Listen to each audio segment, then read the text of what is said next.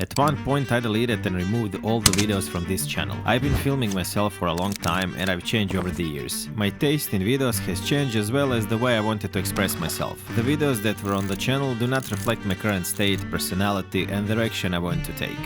However, even though I outgrew that part of myself, all those videos were part of amazing adventures and unforgettable moments. I think that the main reason I refreshed and brought back this YouTube channel is desire to keep a kind of a journal of memories and beautiful moments I've lived through. Filming videos is definitely my way of writing a diary.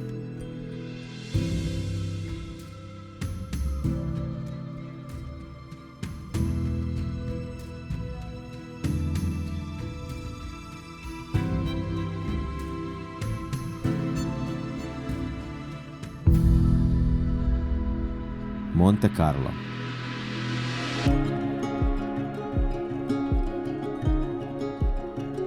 One of the craziest moments of my life was definitely the trip to Monte Carlo. Upon a landing in Nice, the wind was so strong it started pushing the plane down toward the city. The pilot immediately fired up the engines to lift the plane back and avoid crashing. All the cabin lights went out and then every possible alarm and warning went off. We were flying above the sea until they cleared the runway for an emergency landing. Definitely an unforgettable first flight for you and me. Nice is beautiful. The view from the balcony was surreal. The city beach stretches along the entire coast as a part of the French Riviera, with a promenade, running track and bike route following suit right beside it. I remember being blown away by the luxury of the Monte Carlo hotel and completely shocked to learn that there was a jewelry auction worth millions taking place next door. It felt insane that people in this city have so much money that you could leave video gear worth of thousands of euros lying around and not worry that anyone would steal it.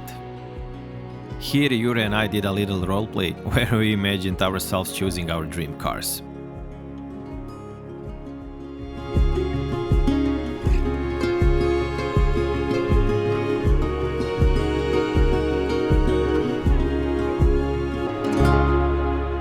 Rab.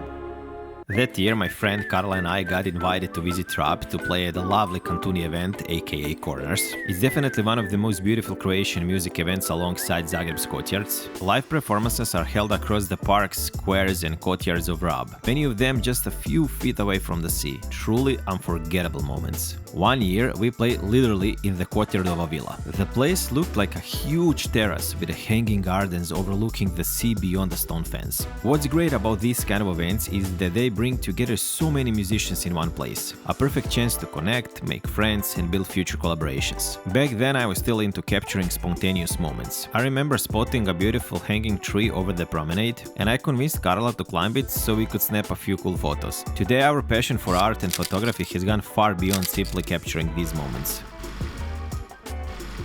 The next day on the island, I met a kid doing some stunts on the wall of Rab. He explained to me that the technique is called parkour and that the sport originally came from France.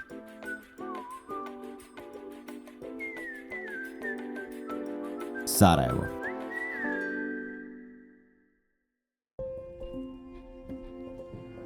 My trip to Sarajevo was definitely one of the most beautiful and fascinating journeys I've ever had. I stayed for 3 days and thanks to our friends there, the visit was diverse and educational, which is my favorite type of adventure. The first day was magical. Walking through the center of Sarajevo felt like stepping into a fairy tale. The city's architecture is split between Austro-Hungarian and Ottoman styles. The transition between the two worlds happens right by this compass in the city, where these two major cultures collide. With a single step forward and you feel like you've entered a completely different world. Okay, but besides stunning buildings, the eternal flame and Bosnian parliament that looks exactly like a famous Croatian chocolate bajdera, the most fascinating story was that of the House of Spite. Originally, the house was built on the left bank of the river, but the government wanted to demolish it. So the owner refused, and after long negotiations, he demanded to be paid in gold coins and the house be rebuilt brick by brick on the opposite side of the river. And yeah, yeah,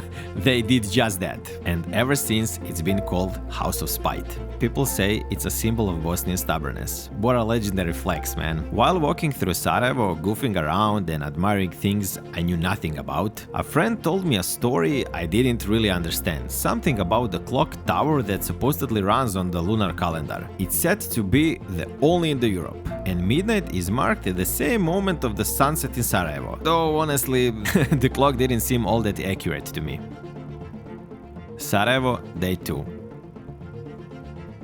The second day in Sarajevo brought a deep sense of peace to my soul. We went to visit the Olympic bobsled track on Mountain Trebević. Walking the track, being surrounded by nature, filled my head with fresh thoughts and wild ideas. Like, how great would it be to bring my longboard and ride down this powerful track in the heart of Sarajevo. I hope that Cafe Kamaria still exists. If it does, I highly recommend visiting it. It offers a breathtaking view of the entire city. It's such a cozy little cafe, beautifully decorated with warm colors, an amazing vibe, lovely guests, and outstanding service. Sarajevo is a city of diverse cultures, religions, warm and joyful people, delicious food, and rich history that it's a pleasure to explore. I absolutely love reflecting on these moments, and I cannot wait for the day I visit Sarajevo again.